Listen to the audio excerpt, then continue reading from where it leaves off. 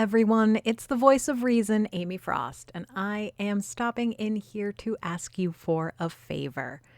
Right now, the podcast award nominations are open, and we need your help. If you can go to podcastawards.com, you'll see a button that says click here to vote.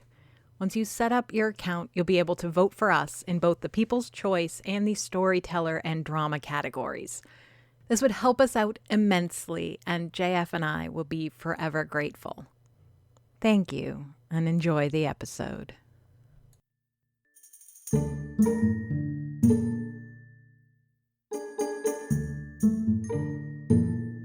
Willow,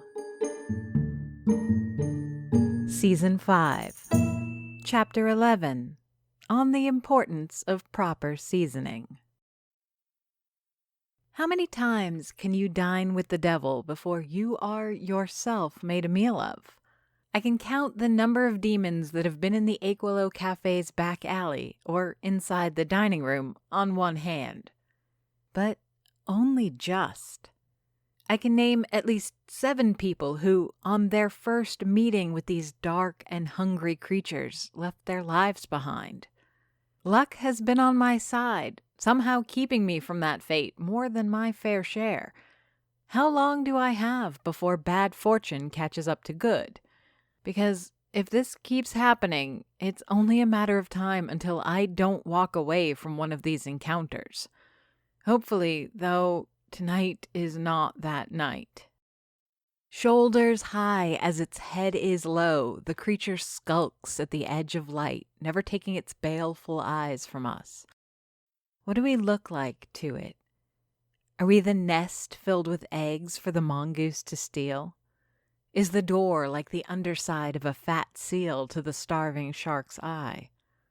The monster remains wounded, and though I feel sympathy, I'm thankful for those wounds. These are creatures swift and deadly at their peak. This one sniffs the ground, having opted for a more careful hunting strategy than the shock and awe I've seen before. We can salt the threshold and lock the door before it strikes. We can even, if need be, barricade ourselves in. Though our eyes can clearly see the threat and our ears pick up each crunching of gravel under the demon's claws, the threat is less immediate than it could be. Annabelle shivers at my side, cold fear running through her veins. The raccoons are at my feet, hissing at the monster outside. Crimson looks ready to go out there and fight, but the Don stands firm behind the threshold, and none of his subjects dare move past him. I'm scared. I'd be an idiot not to be. But for the first time in a while, I feel in my element. I know what to do and how to get it done. I know the risks we're facing and how to mitigate them. It's a problem I can solve. As twisted as it might sound, I love that I have the solution. Box of salt in hand, I'm about to step forth and draw the barrier that will keep us from harm. I've seen terrible abominations crash against the invisible barrier a line of salt and a bit of intent can create. A trick so simple that even raccoons can do it.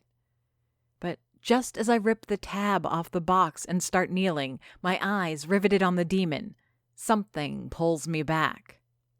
Powerful fingers close on my shoulders, pressing deep into the gap between the joints. I scream at the jolt of pain as I'm yanked back. The agony in my left arm is such that I'm convinced it's been dislocated. Stand back! From the floor where I've fallen, I watch my would-be savior. How did I not hear him walk in? Eric, taller than ever from this point of view, towers over me, brandishing a mop like one would a bowstaff. He steps forward and through the threshold, leaving the warm light of the Willow Cafe and into the yellow half-night of the back porch. Oh, what a mighty warrior he'd be were it not for his being armed with a cleaning implement and armored in ignorance. My full brother is going to get himself killed. Eric! I cry out, struggling to get up with one arm in pain and the other holding a box of salt. But the big, dumb hero is already on the warpath. Annabelle attempts to stop him, but her hands are brushed aside like so many twigs by the righteous defender on his way to the slaughter. It's a miracle he doesn't kick a raccoon in his rampage to the outdoors. There's this pet peeve amongst chefs. It's when a customer, upon receiving their meal but without even tasting it, adds seasoning. We spend years studying how to best prepare a course. Experience and the tasting of thousands of dishes prepare us to best formulate and balance complex flavor profiles. How to control and manipulate spice, sugar, salt, bitter, and sour is akin to a painter's eye when it comes to colors. Sure, personal preference comes into play. Of course, someone can decide that they would like more pepper here or more salt there. We're all built different and experience taste in different ways. But the baseline of what a proper chef creates is an expression of their culinary intent. Any adjustment to the dish should be made with that intent fully understood. What I'm saying is, before you pour salt on your bouillabaisse, at least give it a taste. And before you rush out into the night for a fight with a demon, check with the local witch if she actually needs saving. Because right now, I'm the one holding the salt. Get out of my way, I snarl back at the raccoons underfoot. The lot of them are still gathered at the door, watching the big human about to be torn from crotch to sternum by demonic forces. Is it morbid curiosity on the garbage bear's part, or are they as worried as I am? Eric! I scream at the top of my lungs, adamant to get his attention. Get your ass back here this instant, Eric. Wise in his stupidity, he doesn't turn to answer, keeping instead his attention on the monster. The hellhound, however, seems to have sensed a proper victim is now within reach. Still careful in its movements, taking every step of its clawed limbs with care, exposed muscles taut and ready for an attack, it's now trying to circle around Eric. I've got this, he says, swinging the mop at the hellhound like he's trying to scare a wild cat away. I assure you, you do not have this. A sound breaks the night, bastard son of a roar and a bark. The noise emanating from the hellhound has no point of comparison save for rolling thunder. Steaming spittle sprays the asphalt in front of the beast as it snaps its jaws in Eric's direction, answering his threat of a mopping with far more lethal aggression. Only a few more steps and Eric will be closer to the beast than he is to the door. At that point, he'll no longer be able to seek shelter if it comes down to it. He'll be prey, ripe for the taking. Little more than a hunk of meat and bones ready to be crushed into the dumpster and devoured. Eric, Annabelle adds her voice to the debate. Let Miriam handle this. She knows what she's doing. With that last vote of confidence, I walk down the stairs of the Aquilow's back porch. My left shoulder rotates in its socket as I look for further proof of lasting damage. My right hand squeezes the box of salt so hard the cardboard starts to give way under my nails. Meanwhile, Eric looks back and forth between monster and sibling, unable and unwilling to allow the latter to face the former in his stead. I don't make it all the way to where Eric is standing. I don't need to. Instead, when I'm far enough from the door, but not so far that I won't have the means to finish my task, I start pouring salt. First, near the dumpsters, making sure the line of white grains touches the wall, leaving no gap for the monster to squeeze through. The ground, still wet from the pouring rain, drinks the salt like sandwood water. Twice as much is needed for each inch of the line, and I wonder if I'll have enough to finish my work. Usually, the raccoons are satisfied protecting their dumpsters, securing their home and castle. This is a much larger circle, and a single box won't be up to the task. Halfway to being empty, I already wonder if I can run for more salt before Eric gets torn to bloody ribbons. I can imagine it far too easily.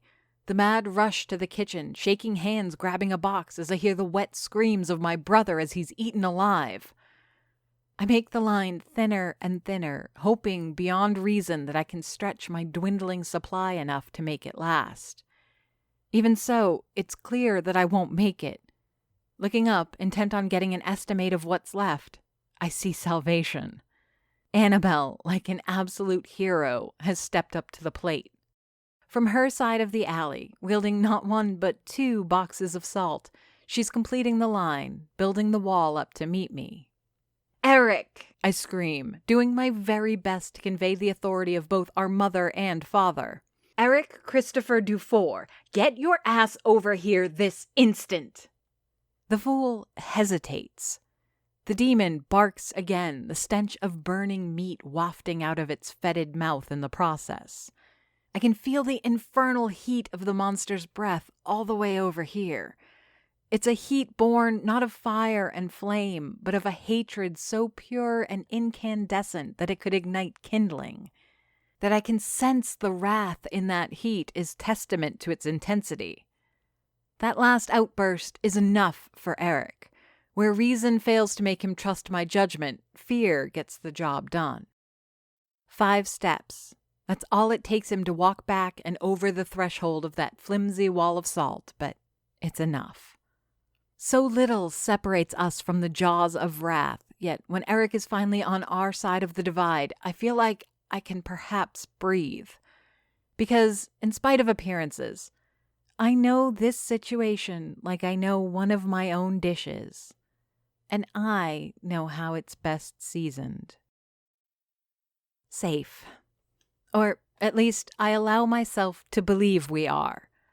As with all of these things that I understand so poorly, I always wonder if there might be some detail that I've neglected or some condition I haven't accounted for. Take bread, for instance.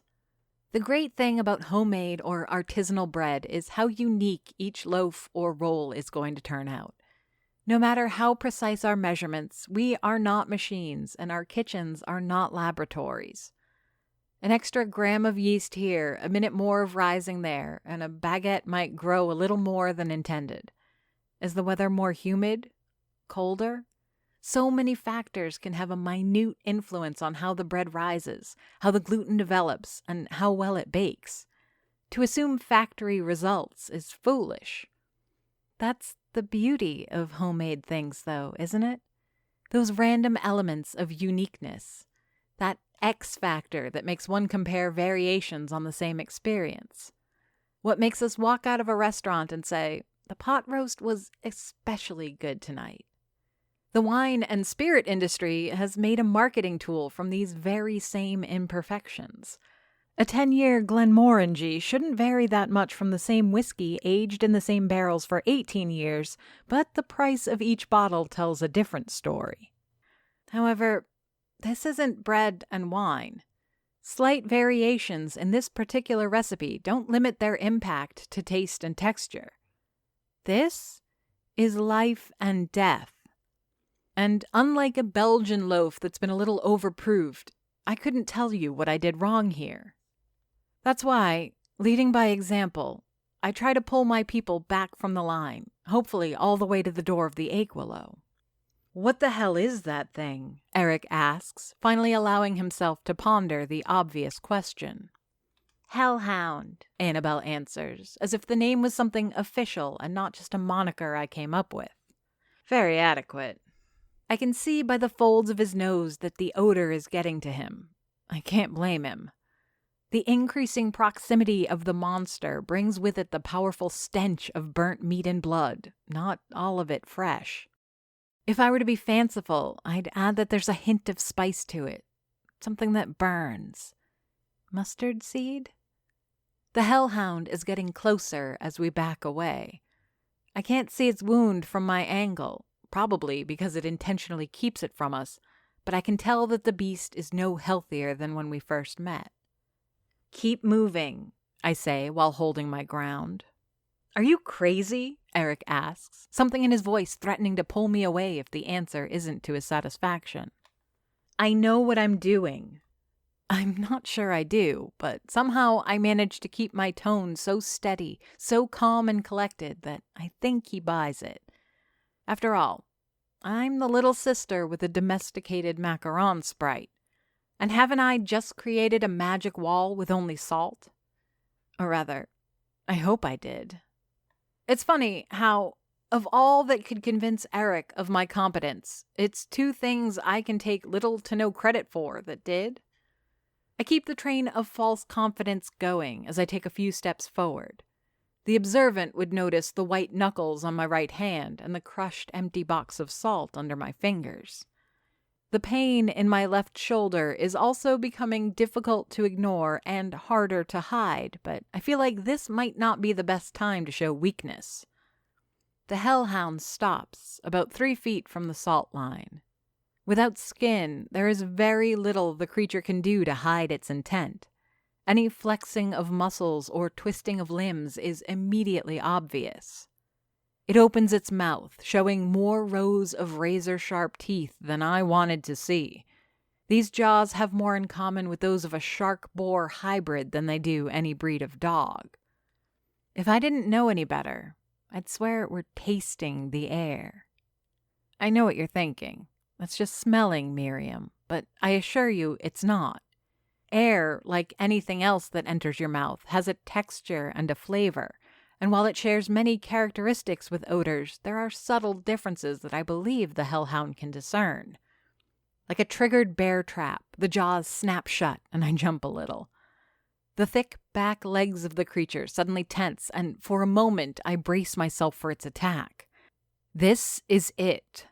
This is the moment when I discover if this wall of salt and intent is sufficient to stop wrath-made flesh. If all goes well, the monster will crash upon an invisible wall, and I will remain intact. If not, well, that'll be it. But the crash never happens. There is no pounce, no attack, not even a growl or a bark.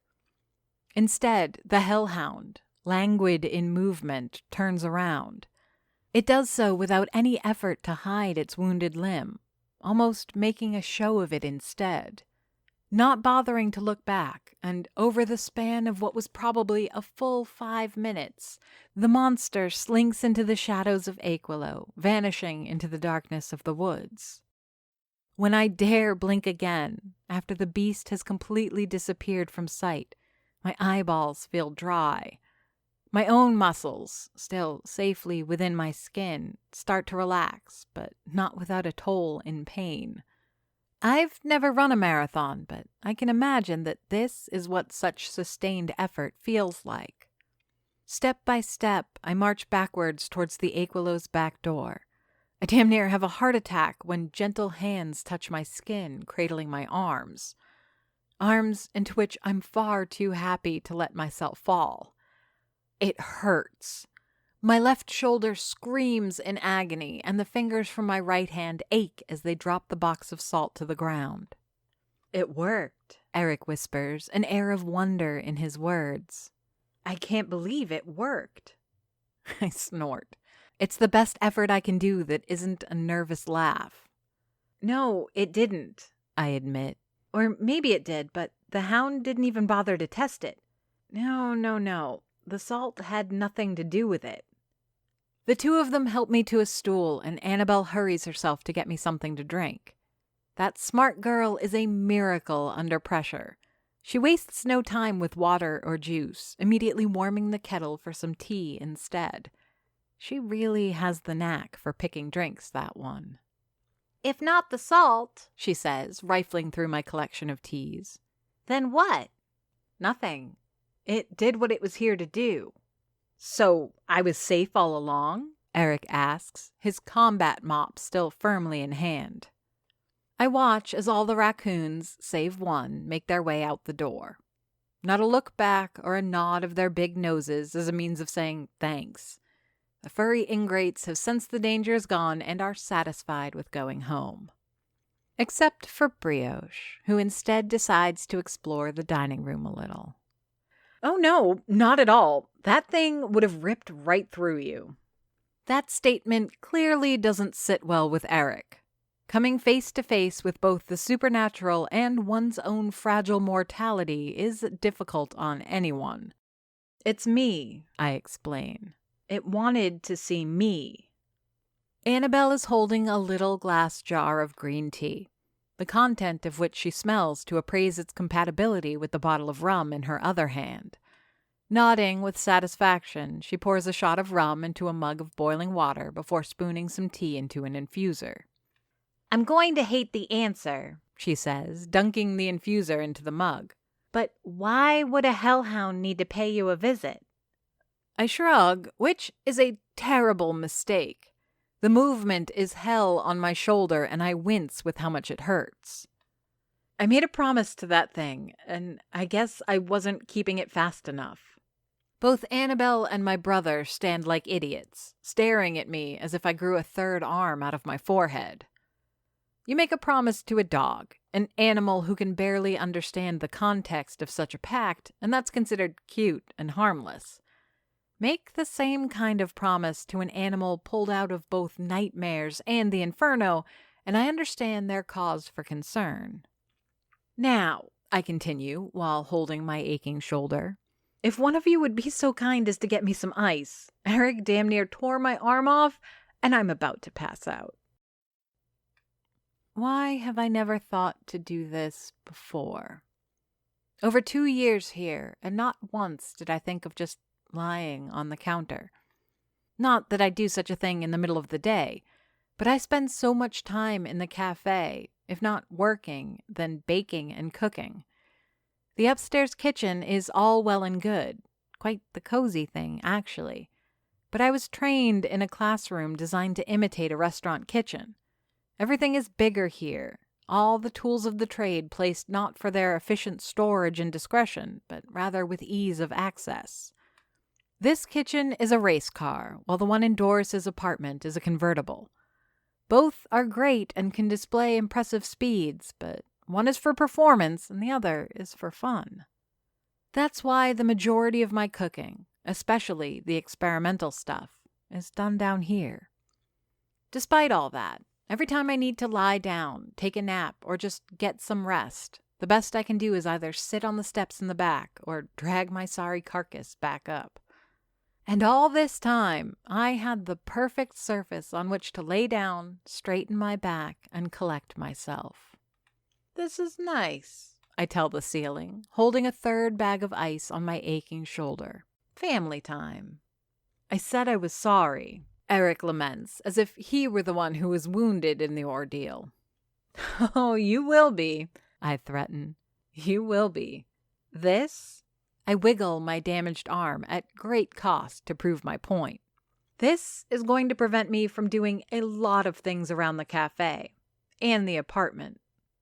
I twist my head to see Eric's reaction. It's more of a chore than anticipated, as my brother isn't sitting at the counter, but rather a few tables deep into the dining room. Still, I catch him rolling his eyes before admitting defeat. "Fine, I'll help you out. I owe you for food and board anyway." My smile is 1 part relief and 5 parts smugness. Damn right you owe me. You owe me your life, and you're too dumb to realize it. I shouldn't say dumb. Ignorant. Was I any different when I first came to Aquilo? Except I'm not a 6'2" gym weasel, so my reaction to the high strangeness of this town was to cower, not charge in. Which reminds me of another problem I had when first here. "Thanks," I sigh. "You know, we can talk about it if you want." As I let Eric gather his thoughts, I labor to get up and sit on the counter. If Annabelle hadn't left already, running back to the safety of Jordan's place, she would have helped. I suppose there's no harm in my being a little independent, though. In fact, the pain is far less than it was when I first laid down. The shoulder of my t-shirt is soaked with cool water from the thawing ice, and the skin is numb, but I can still feel where Eric's fingers dug in. Now that my shoulder is a little better, I'm suddenly reminded of my leg. "I don't even know where to start," Eric says at last. "I know you called it a hellhound, but what the hell was that thing? Why did it just stop because you spilled salt in the line? Why didn't you just run when I told you?" Usually, I always assume that I speak from a position of rather broad ignorance. I'm always the dumbest person in the room when it comes to things of the supernatural in Aquilo. Between Olivia's coy avoidance and the odd mystery that is Patience, I'm surrounded by people who all seem to hold just a little more knowledge than I do. and they all guard it like a dragon hoards its gold. Helen Edna once explained it to me as some sort of civic paranoia, when what you know sounds so outlandish and ridiculous that sharing it feels like lunacy. No matter how bizarre the rest of the town seems to be, you tend to keep your secrets. I don't think I've ever understood what she meant quite as well as I do now. How much do I share with Eric? I told him most of my stories, but I have to admit that I, too, danced around some of the juicier and crazier parts, in a way that, I have to confess, made me sound a little too much like Olivia Figg. To be honest, I say, pulling at the cuff of my jeans to inspect my new raccoon wounds, I don't have a great answer for most of that. The Hellhound is a demon, but as far as defining what that means exactly, I'm afraid I'm still very much in the dark. The salt line is something the raccoons taught me. The raccoons? Incredulous, he points at Brioche, the littlest raccoon, as she sleeps balled up on the table nearest the window. If a health inspector were to wander by, I'd be in a world of trouble. Now, I wouldn't put that occurrence beyond the other weirdness of Aquilo, but at 1 a.m, I find it rather unlikely. You just tried to fight a skinless dog that smells like a trash barbecue with a mop, which, for the record, would have gotten you killed if not for the salt, so you might want to show the raccoons a bit more respect. For a long moment, Eric stares at Brioche. At first, he looks still mired in disbelief, but after a second, he seems to soften and perhaps even display some quiet respect. "Thanks, raccoon," he finally says, not a hint of sarcasm in his voice. Brioche recognizes she's being addressed and raises her head to take a look, but she soon lays down again. It's been a demanding evening for the little critter, too. My own smile is wan with exhaustion, and while the counter is all well and good, there's a proper bed I could climb up to. Especially now that I've secured the services of an adequate replacement to clean the floors. Looking at Brioche and Eric, I wonder if my brother has interacted any with Roberts while upstairs. Or did he limit himself with keeping the fattest raccoon from causing any damage? Roberts! I drop from the counter, hissing with pain as my wounded ankle feels the impact. "You should have that looked at," Eric says, pointing at my bloody leg. "And you should pick up your trusty weapon and start cleaning my floor." "Miriam." "I'll have it looked at tomorrow," I answer, hobbling over to pick up Brioche. "I'm too tired, and you left an unsupervised raccoon upstairs. Lock up when you're done." There's no point giving him a chance to argue. The less Eric gets to think about it, the more likely he is to actually find a bucket and get my cafe ready for tomorrow. Because that's the thing, isn't it? We might have faced down a demon with only seasoning and the refuse kings as allies, but people are still going to expect coffee and pastries in the morning. And I think I'd rather face down the Hellhound again than I would a caffeine-starved Aquilo. Walking through the front door, I look back to my brother's stunned face, just long enough to see him pick up the mop. Surprised as he may be, his shock is nothing compared to that of Brioche. The bony little furball doesn't bother struggling to free herself as she squirms to get a better look at our destination. "Calm down," I reassure her. "There's something I need you to see." Fun fact: unlocking and then opening a door while carrying an offended raccoon is a trick worthy of a circus performance. And I assure you, Brioche is by far one of the best behaved raccoons in the Northern Hemisphere. Still, I managed the Herculean task. No sooner have I closed the door behind me than Brioche scrambles to escape. As docile as she might have been walking up the stairs, something here has drawn her attention, and my arms are no longer suitable sanctuary. "Calm down." My words fall on empty ears, however, as Brioche leaps from my hold to scamper across the floor. Part of me wants to assume she smelled her rotund companion and is anxious to see him again. Judging by Brioche's behavior, sitting on her hind legs, sniffing at the air and floor while twisting her paws like a nervous mother, that's probably it. There is, however, the possibility that it's the Sprite she detects. And judging by how I've seen the raccoons devour Sprite after Sprite on the day I found my little macaron fairy, I don't want to see the two interact. Come on. I gently kick at Brioche's rump, herding her in the direction of the bedroom. She's a nimble one, my Brioche, and agile, too. I wanted to give her some playtime with her fat friend, but also I need to keep her out of the rest of the apartment. It's probably ill-advised, but the plan is to lock her in the bedroom while I get a few hours of sleep. As it turns out, I was right. It is Roberts that the little critter had sniffed out. I'm rather ill-equipped to know if their reunion is a happy one. Brioche jumps around, her front paws held high above her head as she dances about the bigger raccoon. Roberts, for his part, rolls on his back in what I assume is a submissive pose. I let the strange little ritual happen while I fill the food and water bowls. It's a charming display, and I hope Brioche will bring news of her companion's well-being back to the clan, but right now, all I want to do is sleep. A harsh day and a harsher evening, an inviting pillow, these are all the things I need to fall into a deep and easy slumber. It's a dreamless night, which I should feel thankful for. There's not much positive material to draw from for pleasant fantasies. When my alarm cries out for me to wake up, I've barely had time for a cat nap. A quick calculation reveals that I've slept perhaps 4 hours, tops, probably less. This doesn't mean my body didn't have time to settle into a profound inertia. As my eyes open and I reach for the phone to quiet its ring, I realize just how heavy my limbs have gotten. My left side might as well be paralyzed. The shoulder my brother mishandled feels swollen and waterlogged. Meanwhile, my ankle radiates a vague, numbing pain that I worry might be a sign of infection. It's a little past 5 in the morning, and the skies of Aquilo are already warming up to a faint purple hue, signs of night moving out of the day's path. Reason would dictate that I drag this broken carcass of a body into the bathroom to wash it. Perhaps take a better look at those bite wounds and clean them if required. Pain and exhaustion are bad ingredients for common sense, and before I realize it, I've already walked out the front door and made my way to the front of the Aquilo Cafe.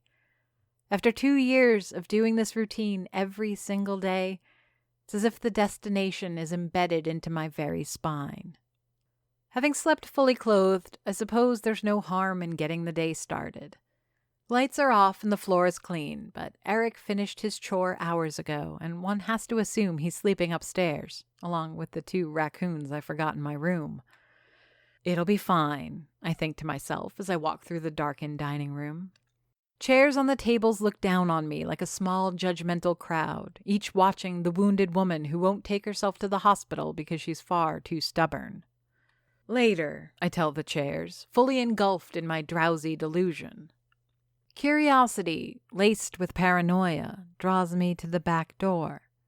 I'm satisfied to see that Eric has gone so far as to clean up the mess left over by the raccoons in my shelving. I suppose that he now realizes the importance of those boxes of table salt and is affording them the proper respect. Cool metal meets my palm as I put my hand on the door handle.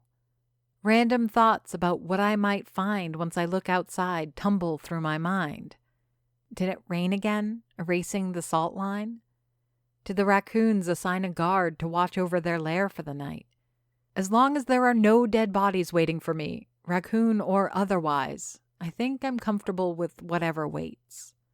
A weary smile paints itself on my face as I swing the door open, enjoying for a brief second the cool morning air on my face. The smell of burnt blood and roasted meats is gone, replaced by that of rain-disturbed soil. The porch light feels almost useless, barely making an impact against the rising sun. Despite all that, this isn't the idyllic alley where I so often come to collect myself. All at once, the ache in my shoulder, the pain in my leg, and the dread of the last day come flooding back. The line of salt is still there, perhaps a little patchy here and there, but intact nonetheless. What waits beyond the line, however, is quite the unwelcome sight. "Well, hello there," the suave voice of Francisco calls out.